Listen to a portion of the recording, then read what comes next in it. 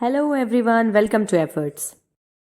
सो as till now हमने BEd third semester के edu BEd 110 principles and methods of teaching इसके unit third का 2 part पढ़ लिया था, जिसमें कि हमने पढ़ा ब्रेनस्टॉर्मिंग और सेकंड पार्ट में हमने पढ़ा डायलॉग मेथड और प्रिपरेटरी मेथड। और अब unit third methods of teaching and planning, शिक्षण और योजना के तरीके, इसका हम थर्ड पार्ट पढ़ने जा रहे हैं, जिसमें कि हम पढ़ेंगे प्रोजेक्ट मेथड और प्रॉब्लम सॉल्विंग मेथड, यानी परियोजना विधि और समस्या को सुलझाने वाली विधि, जिसको हम समस्या समाधान विधि कहते हैं। तो चलिए वीडियो को स्टार्ट करते हैं हम।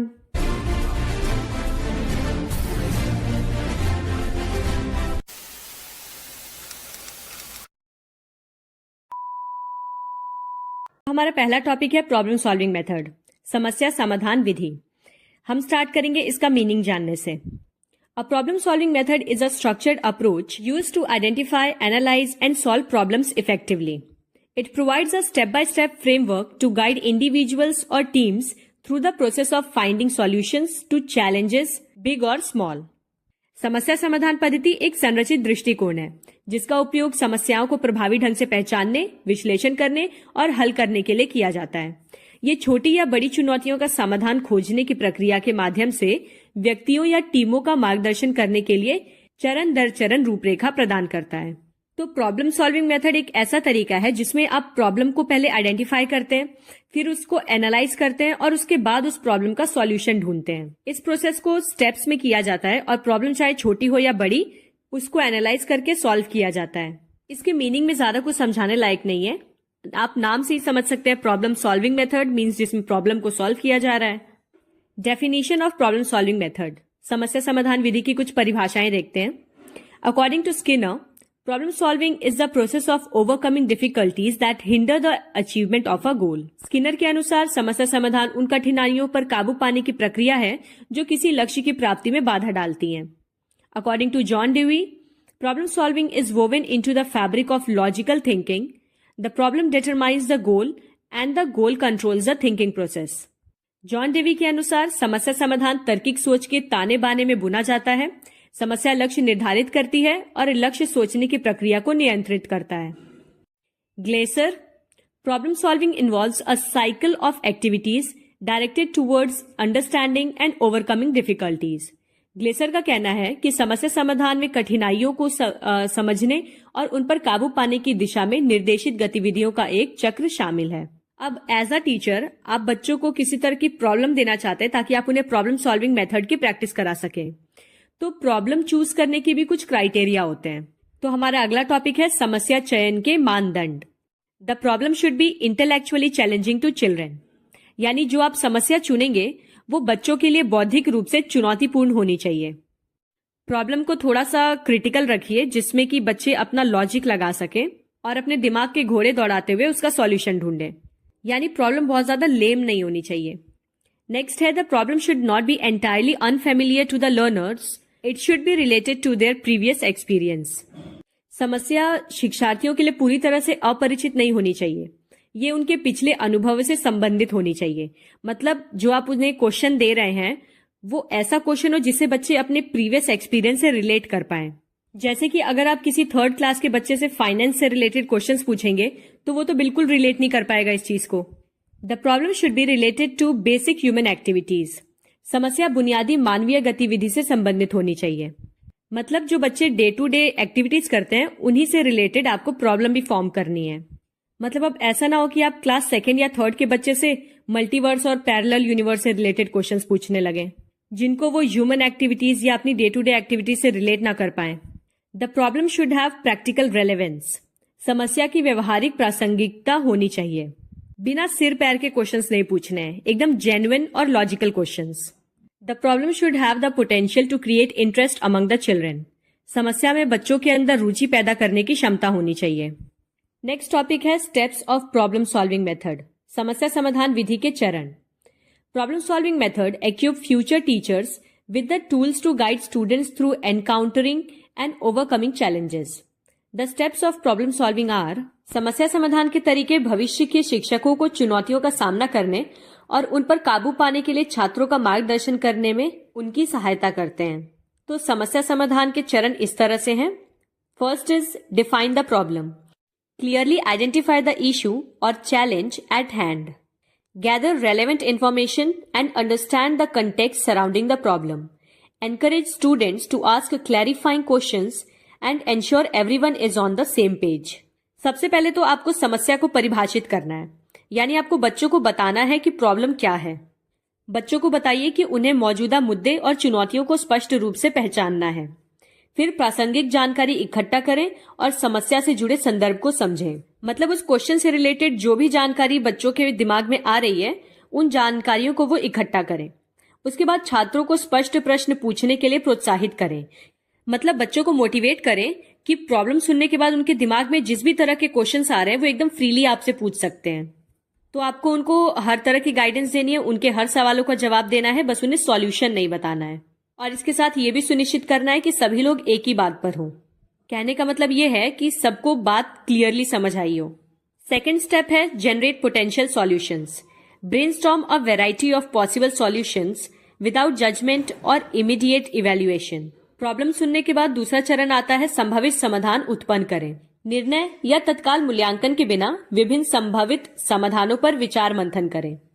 यानी इस चरण में आप बच्चे को बिना किसी तरह के जजमेंट के या बिना किसी इवैल्यूएशन के पूरी तरह से छूट देंगे कि वो उस प्रॉब्लम का जो भी पॉसिबल सॉल्यूशन हो सकता है या उनके दिमाग में जो भी सॉल्यूशन आ रहा है उसे सोचें।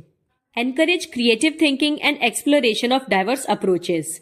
रचनात्मक सोच और विविध दृष्टिकोणों की खोज को प्रोत्साहित करें। अगर बच्चे कोई बहुत ज्यादा क्रिएटिव सॉल्यूशन लेके आ रहे हैं जो कि लॉजिकल नहीं भी है, उसको भी आपको एक्सेप्ट करना है। Consider using techniques like mind mapping और listing pros and cons of each solution.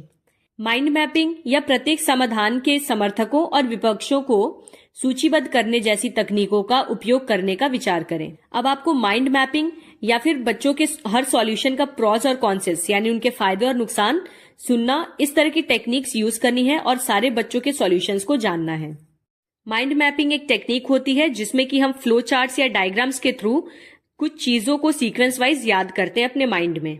Third step is evaluate potential solutions, यानी संभावित समाधानों का मूल्यांकन करें। Analyse each potential solution based on feasibility, effectiveness and potential consequences. व्यवहार्यता, प्रभावशीलता और संभावित परिणामों के आधार पर प्रत्येक संभावित समाधान का विश्लेषण करें। अब आपको बच्चों के सॉल्यूशंस को सुन के उनको कैटेगराइज करना है कि क्या वो सॉल्यूशन फीजिबल है, फीजिबल यानी which is technically possible to do, और वो सॉल्यूशंस कितने इफेक्टिव हैं या फिर उनके क्या पोटेंशियल कॉन्सिक्वेंसेज हैं। Consider factors like available resources, time constraints and potential impact on various stake holders.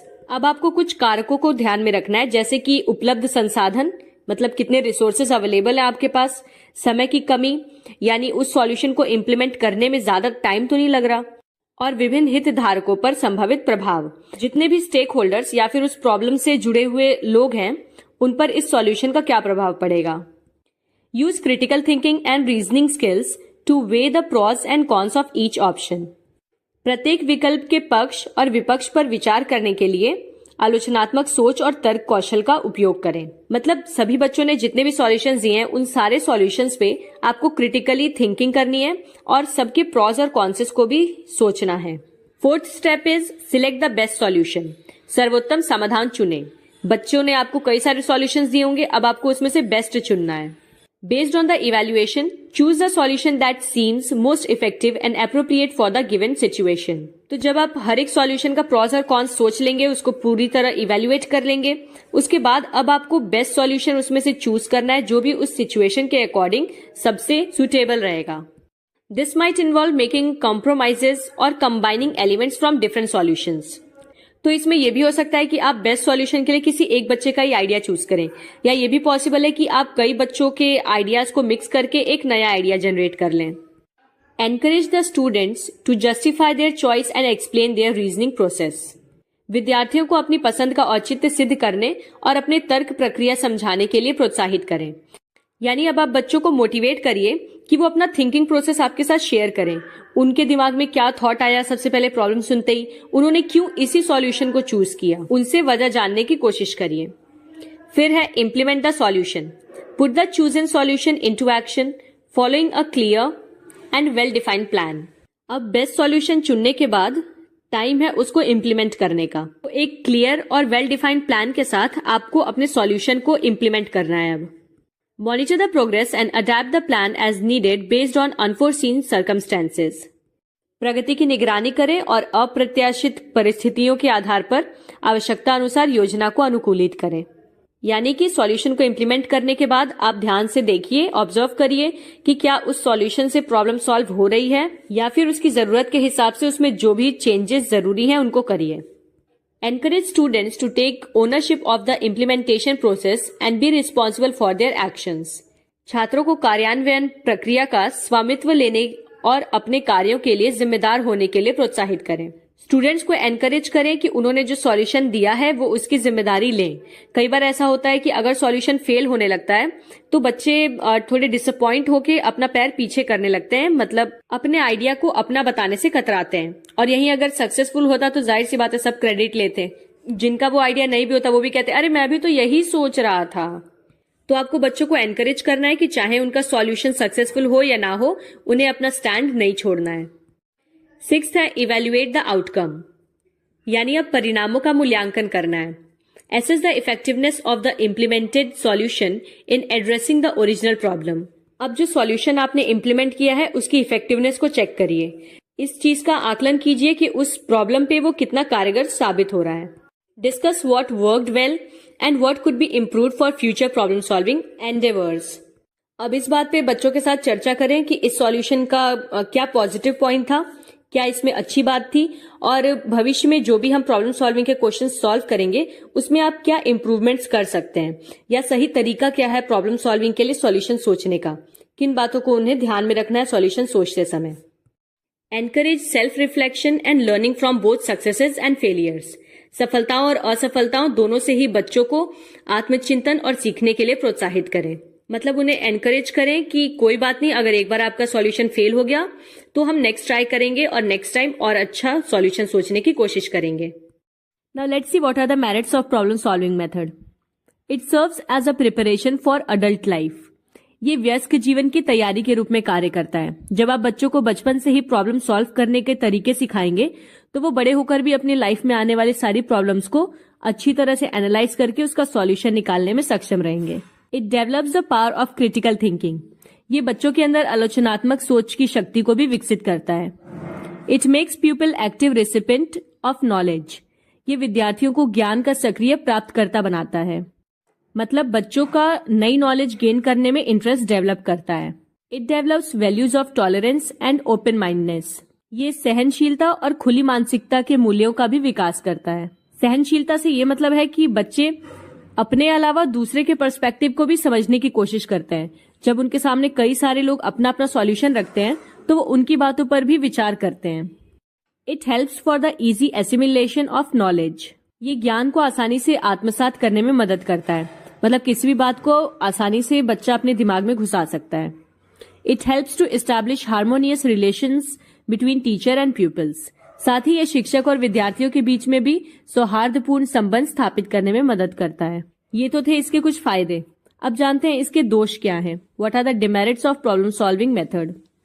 This method will become monotonous if used so frequently. यदि बार बार उपयोग किया जाए तो ये विधि नीरस हो जाती है, यानी बच्चों का इंटरेस्ट इसमें धीरे धीरे खत्म होने लगता है। The problem solving method can easily lead to the selection of trivial and untimely topics. इस समस्या समाधान पद्धति से कई बार क्या होता है कि तुच्छ और असामयिक विषयों का चयन हो जाता है।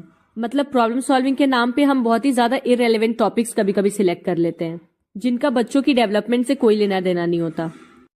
This is appropriate for developing cognitive competencies, but not for bringing about affective changes.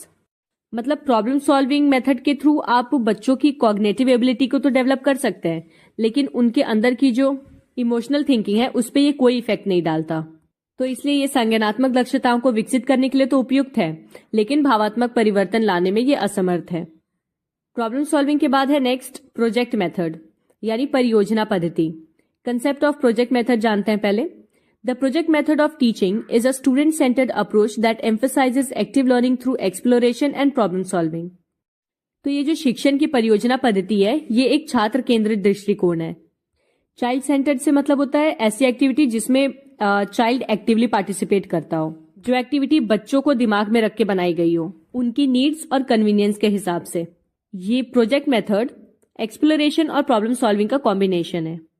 Developed by John Dewey and William heard Kilpatrick, the project method focuses on students engaging in purposeful activities that involve planning, research, execution and presentation. Project method का concept सबसे पहले John Dewey लाए थे, लेकिन इसको elaborate किसने किया? William heard Kilpatrick ने। ये परियोजना पद्धति उद्देश्यपूर्ण गतिविधियों में संलग्न छात्रों पर केंद्रित है, जिसमें योजना, अनुसंधान, निष्पादन और प्रस्तुति शामिल है। ये मेथड बच्चों को एक बहुत ही पर्पसफुल एक्टिविटीज में इंगेज करता है, जिसमें कि बच्चे रिसर्च करते हैं, प्लान करते हैं, फिर उस प्लान को एग्जीक्यूट करते हैं और साथ ही उसको प्रेजेंट करते हैं। It aims to connect classroom learning to real world applications and foster critical thinking, collaboration and communication skills. इस पद्धति का या इस विधि का उद्देश्य होता है कक्षा शिक्षण को वास्तविक दुनिया के अनुप्रयोगों से जोड़ना और इसके साथ ही महत्वपूर्ण सोच, सहयोग और संचार कौशल को बढ़ावा देना। The founder of the project method in teaching is John Dewey, as first it was originated by John Dewey and was later popularized by W.H. Kilpatrick. जैसा कि मैंने आपको अभी बताया कि ये शिक्षण में प्रोजेक्ट पद्धति जो है, इसके संस्थापक जॉन डेवी थे, क्योंकि सबसे पहली बार इसकी शुरुआत इन्होंने ही की थी और आगे चलकर इसे विलियम एच किलपैट्रिक ने विकसित किया। कैरेक्टरिस्टिक्स ऑफ प्रोजेक्ट मेथड, परियोजना पद्धति की क्या विशेषताएं हैं? Student centred, students take ownership of their learning by choosing or co-creating the project topic, planning the activities and presenting their findings. छात्र केंद्रित, छात्र परियोजना विषय को चुनकर या सनिर्णय करके गतिविधियों की योजना बनाकर और अपने निष्कर्ष प्रस्तुत करके अपने सीखने का स्वामित्व लेते हैं। इस प्रोसेस में एक्सप्लोर करना, प्लान करना, एग्जीक्यूट करना, हर एक चीज बच्चे ही खुद कर रहे हैं, तो इसीलिए ये स्टूडेंट सेंटर्ड है, क्योंकि इसमें बच्चे एक्टिवली पार्टिसिपेट कर रहे हैं। Problem oriented, projects are based on real world problems और questions that students are curious about. समस्या उन्मुख, परियोजनाएं वास्तविक दुनिया की समस्याओं या प्रश्नों पर आधारित होती हैं, जिनके बारे में छात्र हमेशा उत्सुक रहते हैं। प्रॉब्लम बेस्ड इसलिए कहा जा रहा है क्योंकि ये मेथड ऐसी प्रॉब्लम्स पे बेस्ड होता है जिन्हें बच्चे रियल लाइफ में भी एक्सपीरियंस करते हैं। Collaborative, Students often work in groups, developing teamwork and communication skills. ये सहयोगात्मक होता है क्योंकि छात्र अक्सर इसमें समूहों में काम करते हैं, टीम वर्क और संचार कौशल को भी विकसित करते हैं। Active learning, Students are actively engaged in the learning process through research, investigation, creation and presentation. सक्रिय शिक्षण, छात्र अनुसंधान, जांच, निर्माण और प्रस्तुति के माध्यम से सीखने की प्रक्रिया में सक्रिय रूप से भाग लेते हैं। मतलब जाहिर सी बात है कि इसमें बच्चों का एक्टिव रोल है, सारे काम को बच्चे ही कर रहे हैं। Now stages of project method, परियोजना पद्धति के चरण। Selection and planning, identifying a problem, brainstorming solutions and creating a plan with clear objectives and task. पहला चरण होता है इसमें चयन और योजना का, जिसमें कि किसी भी समस्या को पहचानना होता है, फिर उसके समाधानों पर विचार मंथन करना होता है और फिर स्पष्ट उद्देश्यों और कार्यों के साथ एक योजना बनानी होती है। Then second step is research and data collection. Gathering information from various sources like books, websites, experiments and interviews. आप लोगों ने अगर स्कूल में अपने मल्टीडिसिप्लिनरी प्रोजेक्ट या किसी भी तरह के प्रोजेक्ट्स बनाए होंगे तो उसी से बस रिलेट करिए इस चीज को कि ऑब्वियसली आप प्रोजेक्ट स्टार्ट करने से पहले उसकी प्लानिंग करते हैं और उसके बाद जितने भी अनुसंधान है या डेटा है उसको इकट्ठा करते हैं। पुस्तकों, वेबसाइटों और प्रयोगों या साक्षात्कारों से विभिन्न स्रोतों से जानकारियां एकत्र करते हैं। प्लानिंग और जानकारी इकट्ठा करने के बाद थर्ड स्टेप होता है project execution, carrying out the planned activities which might involve creating models, conducting experiments, writing reports etcetera. तो परियोजना निष्पादन, नियोजित गतिविधियों को पूरा करना जिसमें कि मॉडल बनाना, प्रयोग करना या रिपोर्ट लिखना आदि ये सब शामिल होते हैं। मतलब एज अ स्टूडेंट आपने प्रोजेक्ट के टॉपिक के बारे में जान लिया, उसके बारे में प्लानिंग कर ली, जितने भी रिसोर्सेज चाहिए, इन्फॉर्मेशन चाहिए उसे इकट्ठा कर लिया। उसके बाद अब आप प्रोजेक्ट को एग्जीक्यूट करना शुरू करेंगे, बनाना शुरू करेंगे। आपका प्रोजेक्ट किसी तरह का मॉडल हो सकता है, कोई फाइल हो सकती है, रिपोर्ट हो सकता है, anything. Presentation and evaluation, sharing the learning outcomes with peers and teachers, receiving feedback and reflecting on the experiences. प्रस्तुति और मूल्यांकन, अपने साथियों और शिक्षकों के साथ प्रोजेक्ट बन जाने के बाद उसके परिणामों को साझा करना है। मतलब शेयर करना है और साथ में उस पे उनकी प्रतिक्रिया लेनी है, क्या उनके फीडबैक्स हैं, क्या उनका रिस्पॉन्स है। और इसके साथ ही प्रोजेक्ट बनाने के दौरान आपके जो भी एक्सपीरियंसेस थे उसको भी शेयर करना है। Benefits of the project method. परियोजना विधि के लाभ। Enhances critical thinking and problem solving skills. ये विधि बच्चों के अंदर आलोचनात्मक सोच और समस्या समाधान कौशल को विकसित करती है। Promotes creativity and innovation. उसके साथ ही ये रचनात्मकता और नवीनता को भी बढ़ावा देती है। Develops collaboration and communication skills. ये बच्चों के अंदर सहयोग और संचार कौशल को विकसित करती है। Connects learning to real world applications. सीखने को वास्तविक दुनिया के अनुप्रयोगों से भी जोड़ती है। Increases student engagement and motivation. छात्रों की व्यस्तता और प्रेरणा को बढ़ाती है, मतलब बच्चे मोटिवेट होकर इसमें इंगेज रहते हैं।